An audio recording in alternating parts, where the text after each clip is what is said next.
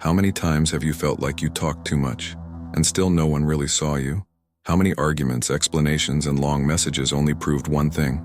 The more you give yourself away, the easier you are to discard. In the end, you realize you weren't ignored by accident. You were ignored because you were too accessible. While you react to everything, someone else watches in silence. While you try to be understood, someone measures every word, every appearance, every response. And strangely, that is the man everyone takes seriously, the one no one dares to test often. It's not luck and it's not charisma, it's calculation. This is what I call the law of implacable distance, the silent rule that turns presence into power and absence into threat. The man who masters this law doesn't chase anyone. He makes the world reorganize itself around his distance. Relentless distancing is not coldness. It is not theatrical indifference. It is the art of controlling your own value through calculated absence. A man who masters this law doesn't disappear to provoke. He steps back to preserve power, clarity, and direction. His distance is not escape. It is psychological architecture. He limits access to increase impact. He restricts his presence to elevate his own hierarchy. The true essence of this law lies in perception. The ordinary man believes power comes from constant presence, but that only makes him predictable. When you are always available, you become abundant, and everything abundant loses respect. Relentless distancing turns you into scarcity, and anything scarce is treated as valuable. It's not about vanishing, it's about becoming rare, and the rare always controls the abundant. Empty coldness is something else entirely.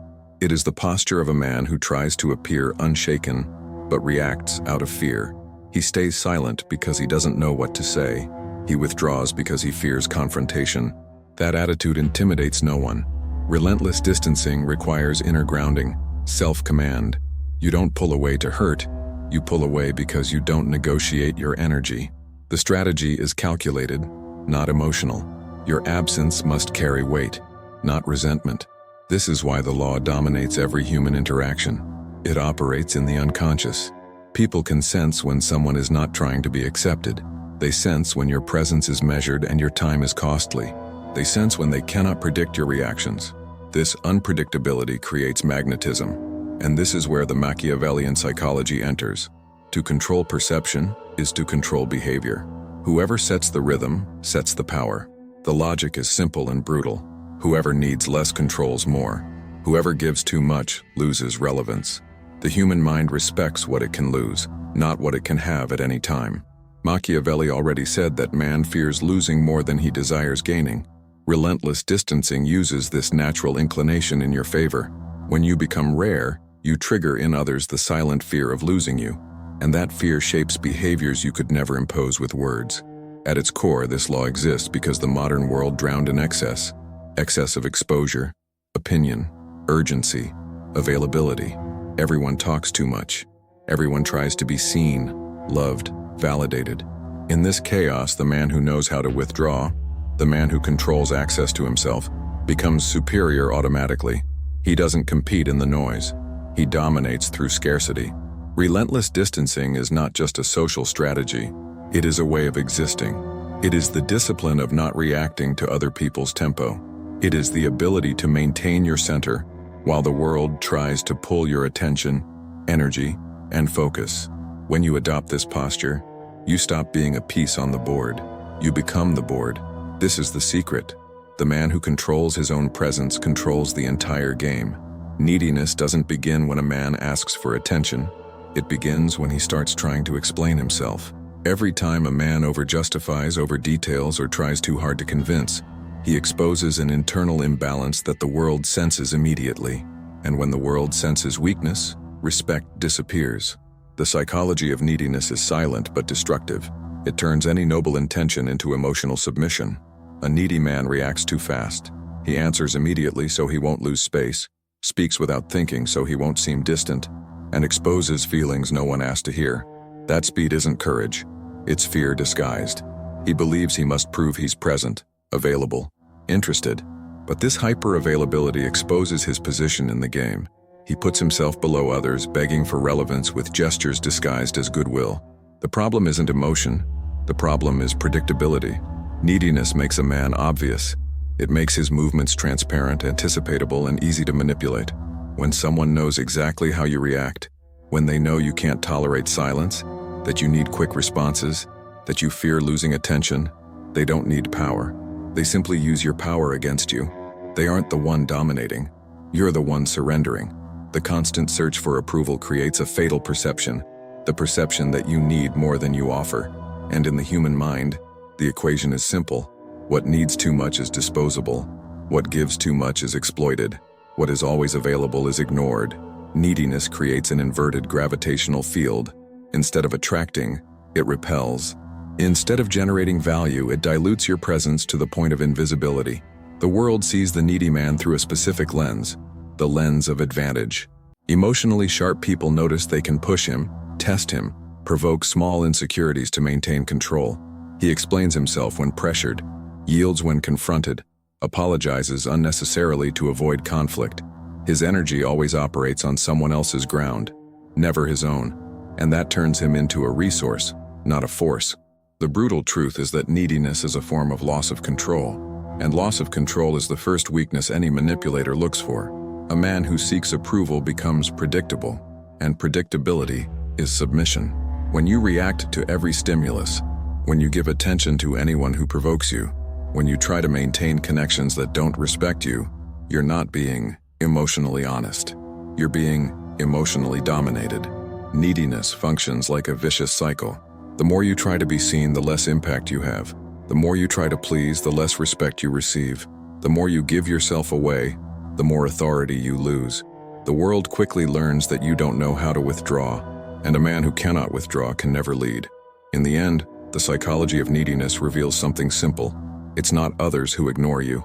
It's you who offers yourself in excess. And anything offered without measure loses its value before anyone even touches it.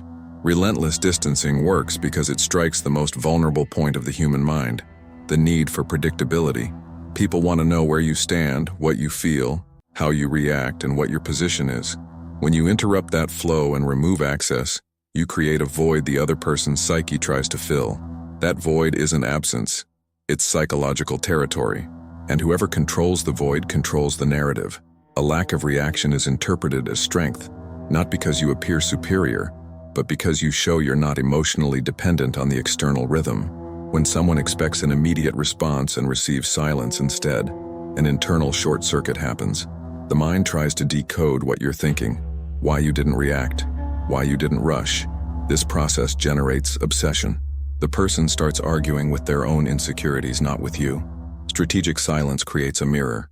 It forces the other person to confront what they usually project onto you: fear, rejection, doubt, frustration. When you don't react, they react for you. Your silence becomes the loudest statement in the room. And the irony is that this statement reveals nothing about you, but exposes everything about the one who can't withstand your pause. Absence brings weaknesses to the surface that presence would never reveal. The balance of this law rests on a simple principle: the one who needs less controls more. This isn't arrogance. It means your actions aren't driven by anxiety or urgency. You can respond, but not out of fear of losing someone. You can appear, but not to prove yourself. Your lack of haste places the other person in a position of discomfort. They have to interpret your movements, measure their words, and reconsider their attacks. Manipulators collapse when confronted with relentless distancing. They rely on reaction. They need you to explain yourself, step into their emotional game, and defend your position. The manipulator survives on your impulse. When you cut the flow and offer silence, their structure falls apart. They lose fuel, they lose control, and they lose the narrative. Absence dismantles strategies because it removes predictability, and unpredictability corrodes anyone who tries to dominate. The more emotional the environment is, the more powerful your distance becomes. In relationships, it reshapes dynamics. At work, it establishes hierarchy. In social groups, it creates an aura. The man who doesn't react to provocation, who doesn't rush under pressure, who doesn't immediately answer tension, becomes someone difficult to read. And anything difficult to read is treated with cautious respect. In the end, relentless distancing is a method of psychological dominance without raising your voice, without issuing threats, and without displaying physical force. It is control through absence, authority through silence, power through economy of movement. The human mind fears what it cannot predict, and when you master this law, your silence speaks more than any explanation. Absence becomes your weapon, calm becomes your fortress, and control becomes inevitable. Ruthless distancing didn't arise as a modern tactic. It's one of the oldest tools of power. Machiavelli understood that a prince's excessive presence created familiarity, and familiarity destroyed respect. An effective ruler doesn't mingle too much, doesn't expose himself too much, doesn't explain himself too much. He measures his appearances the way one distributes gold, in small amounts, only when necessary, and always with calculation. Distancing, then, becomes a weapon of social warfare. It doesn't operate to harm, but to shape perception. When you pull back strategically, you signal that you don't rely on others to validate your position. That single gesture breaks the usual emotional logic. People expect reaction, expect answers, expect urgency. Your absence disrupts those expectations and establishes a new order. You dictate the pace and emotional territory of the interaction. Unpredictability is a central part of this strategy. Machiavelli wrote that a prince should be feared enough not to be tested, but loved enough not to be destroyed. Ruthless distancing creates exactly this effect. You are not inaccessible, only selective. You're not always present, but when you choose to appear, you do so with firmness. This controlled fluctuation creates magnetism, the kind of presence that cannot be easily decoded. Power is born from controlling your own energy. A man who masters this law avoids situations where he must justify himself. He does not chase explanations, does not try to rescue worn-out bonds, and does not engage in conversations that dilute his force. His absence becomes a silent declaration. My value is not for sale, and those who hear it rarely attempt to cross the line again. Distance becomes a wall. This strategy also creates scarcity, and scarcity is one of the most powerful psychological forces that exist. When your presence becomes rare, it begins to be sought out. When you stop offering automatic responses, your words gain weight. When you stop appearing for everyone, your presence becomes a symbol. Scarcity reorganizes the environment around you. People begin to compete for what they once ignored. Ruthless distancing also destroys social expectations. Most people are trapped in the instinct to please, to prove themselves, to be accepted. While they drain themselves seeking recognition, you remain intact, observing. And the one who observes from above controls the narrative. Distance allows you to see patterns, intentions, and weaknesses that the reactive man never notices. Real power is silent because it comes from perception, not impulse. In the end, the Machiavellian strategy behind the law is not about withdrawing from the world, but about not allowing the world to control your presence. When you decide when you appear, when you speak, and when you pull back, you become the gravitational center of every interaction. From that point on, the game stops being chaotic. It bends to your axis. While many need constant contact to feel alive, you turn distance into sovereignty. Most men try to apply distance and fail because they confuse strategy with escape. They think disappearing is enough to earn respect. But disappearing without emotional structure doesn't create power. It creates noise. When distance is born from fear, resentment, or insecurity, it exposes exactly what you're trying to hide: fragility.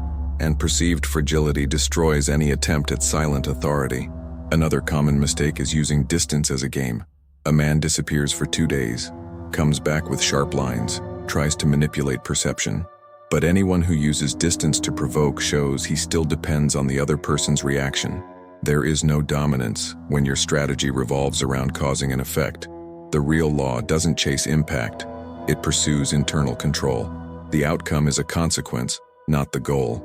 When you try to appear mysterious, you reveal more neediness than power. There is also cowardly silence, the kind that comes from fear of facing conflict. This silence isn't strategic, it's emotional avoidance. It doesn't command respect because people instantly sense when you're hiding. Machiavelli already warned that a ruler shouldn't avoid necessary tension. He should face it with precision. Implacable distance doesn't eliminate confrontation. It determines when and how confrontation happens. The man who runs from it loses command. Irregular availability is another fatal mistake. A man tries to be distant one day and overly present the next. This unstable oscillation shows lack of center, not strength. Emotionally disciplined people maintain clear patterns. measured presence, deliberate responses, their own rhythm. When you change your behavior out of anxiety or boredom, you lose internal predictability, and without internal predictability, external authority cannot exist. Another misconception is using distance as punishment. A man stops replying to teach a lesson, withdraws to hurt someone, or tries to manipulate emotions through forced absence. That isn't power, it's pettiness. Implacable distance is never a reaction. It's built on self-control, not retaliation. When your absence becomes an emotional weapon, you give the other person control. You distance yourself because you were provoked. That puts you beneath them. The most distorted interpretation of the law is believing it eliminates the need for a strong presence. Distance is only effective when your presence, when it occurs, is firm, calm, and centered. The man who disappears and returns radiating insecurity destroys the entire effect. Absence creates expectation. Presence must reinforce authority. If your voice isn't steady, your gaze isn't directed, and your posture isn't grounded, distance turns into emptiness, not power. Finally, the most dangerous mistake: using distance to hide lack of self-mastery. Many men withdraw because they fear getting close, fear being rejected. They call it coldness, but it's only defense. Implacable distance requires emotional courage. Not to get closer, but to remain whole even when you choose to step back. Distance without self-knowledge is nothing but internal exile. The law collapses when distance stops being a choice and becomes a refuge. True strength emerges when you could react but decide not to, when you could explain yourself but don't need to, when you could move closer but choose to guard your energy. Implacable distance is born from inner sovereignty, and anything born from fear stands outside the law. In relationships, ruthless distancing shows itself when drama tries to pull you into chaos. Imagine someone raising their voice, demanding explanations, pressing for immediate answers. The ordinary man reacts impulsively, tries to fix things, tries to justify himself. The man who understands the law does the opposite. He breathes, keeps his gaze steady, and never lets anyone accelerate his rhythm. His pause dismantles the attack, because emotional expectations only work when you step into them. Silent calm shifts the balance of power. In emotional arguments, the law becomes even clearer. When someone provokes you to test your limits, the instinct is to defend yourself or strike back. But ruthless distancing works like a blade. You don't debate what doesn't deserve debate. You don't try to prove you're the good one. The simple act of not reacting immediately forces the other person to face their own emotional echo. And that echo is what pushes them to retreat. The conflict loses strength when you stop feeding it. In friendships, the application of the law is almost invisible but extremely effective. Unbalanced friendships appear when one side exhausts itself trying to maintain connection while the other sets the pace. Ruthless distancing corrects this automatically. You reduce explanations, stop chasing presence, and stop begging for reciprocity. This posture redefines boundaries. Those who respect you stay. Those who depended on your energy to dominate drift away on their own. In the workplace, distancing becomes a surgical tool. When facing provocations or ego games, you don't react with irritation or try to prove competence by talking too much. You listen, observe, calculate. Your response comes only when needed and with precise economy of words. This posture neutralizes anyone trying to undermine you publicly, and at the same time, creates silent doubt in those who once underestimated you. The man who doesn't waver becomes a reference point without raising his voice. In meetings, your measured presence creates authority. While others fight for space to speak, you speak less, but with precision. When someone tries to interrupt you, the pause before you continue is more effective than any confrontation. The pause signals control. It shows that no one speeds you up, no one pulls you off balance, no one dictates your tempo. And when your tempo is sovereign, any attempt at disrespect loses strength before it even begins. In social groups, the impact is even more evident. The man seeking approval positions himself to be seen. The man who masters the law allows himself to be found. He doesn't force participation, he observes first. His posture causes others to adjust their behavior around him. They speak more carefully, measure their jokes, modulate their energy. The absence of neediness creates its own gravitational field. This is how silent hierarchy forms. The most powerful moment, however, appears when someone tries to manipulate you. A comment designed to provoke you, a calculated gesture meant to spark jealousy, a silence used to test you. The ordinary man bites the bait. The man who practices the law simply doesn't react. He stays calm, follows his routine, and refuses to acknowledge the game.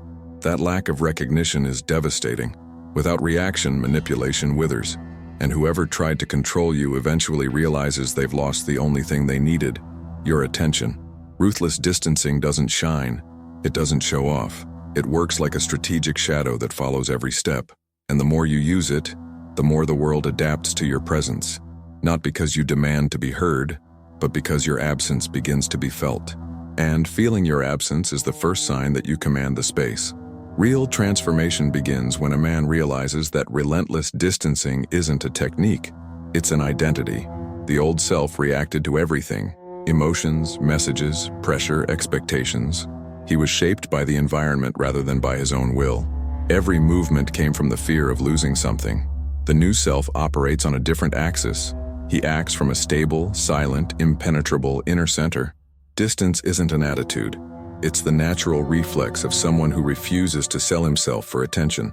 When distancing becomes part of you, your energy shifts, your gaze steadies, your breathing slows, your posture becomes firm without effort.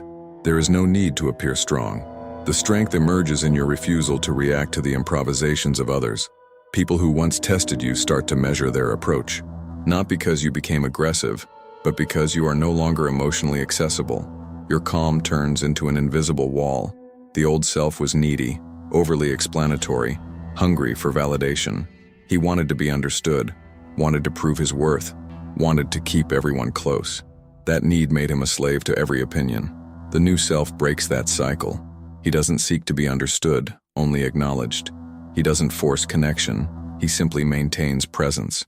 The shift is subtle but decisive. Now others try to get closer, try to be accepted, try to read you. The energy reverses. Relentless distancing also redefines your relationship with your own ego.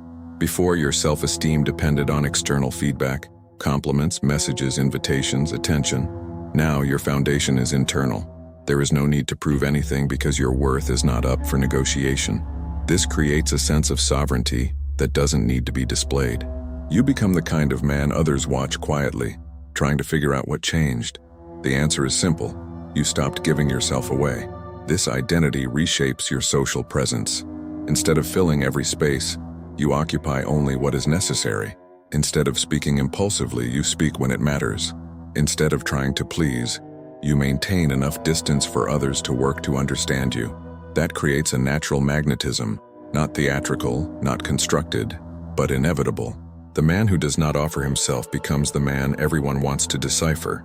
The shift also reaches your emotional life. Feelings stop ruling you because you create internal space before responding.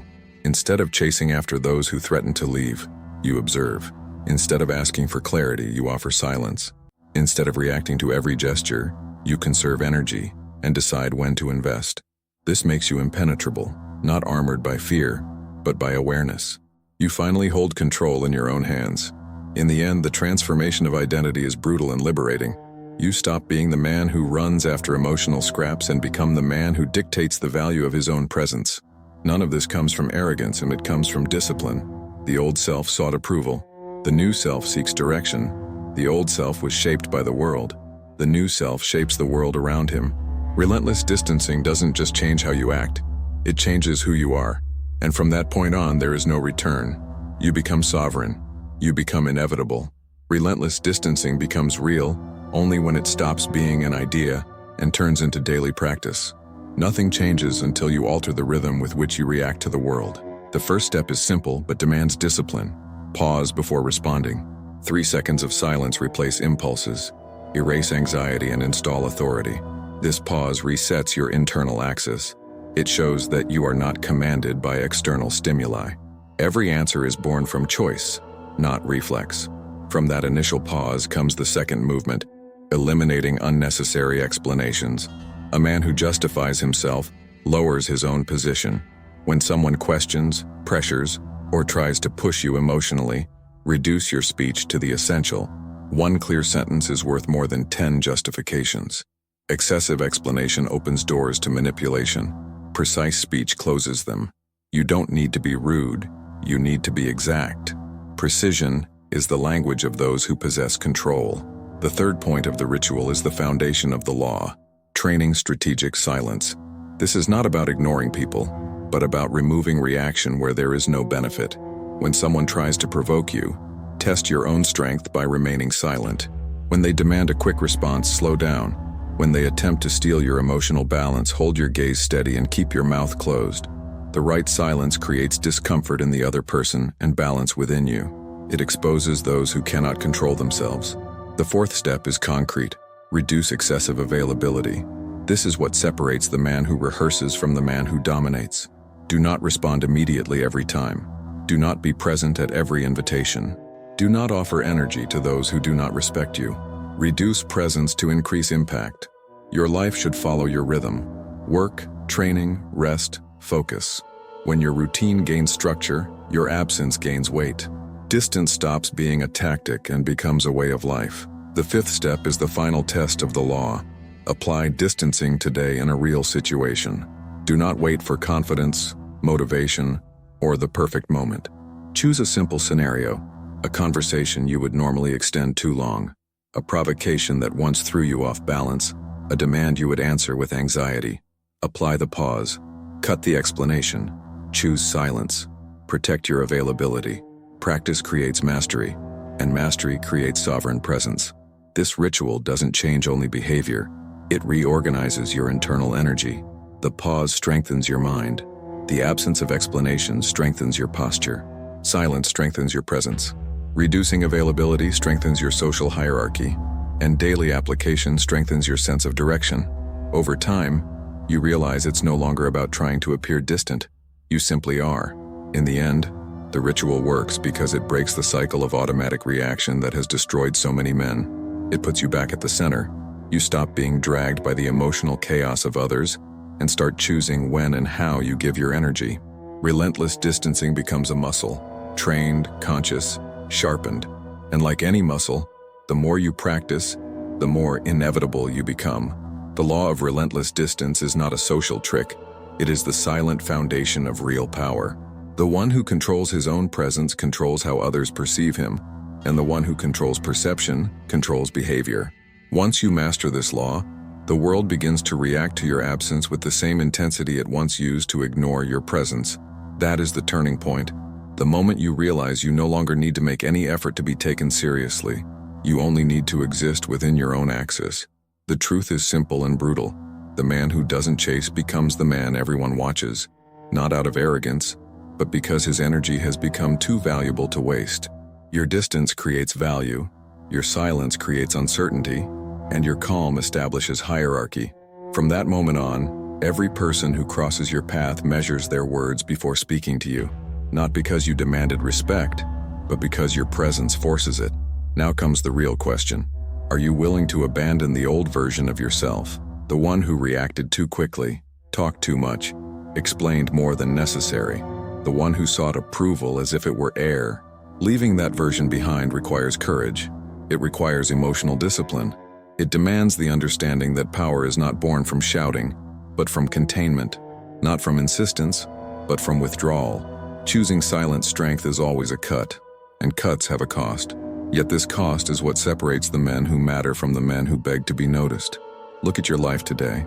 Look at the relationships where you give more than you receive, the conversations where you explain yourself without necessity, the bonds that drain your energy, the people who test your limits, the environments where you are treated as an option rather than a priority. In every one of these places, the law delivers the same command. Step back, reduce access, control presence, dictate the rhythm. This is how the game changes, not through explicit force, but through invisible authority. Before we end, the inevitable challenge remains. Who do you choose to be from this point on? The man who begs for space, or the man whose absence creates silence in the room? This decision isn't philosophical. It's practical. It's daily. It is behavior shaped by the discipline of someone who understands that power is not gained through excess but through restraint. A man who dominates himself becomes impenetrable, and an impenetrable man is not followed. He is feared, respected, and remembered. If you are ready to enter the circle of those who command their own value, write in the comments the sentence that seals this internal pact. I choose relentless distance. This is not a symbolic ritual. It is a declaration of identity. It is the first step toward abandoning the domesticated version of yourself and assuming the posture of someone who understands the game and does not bow to it.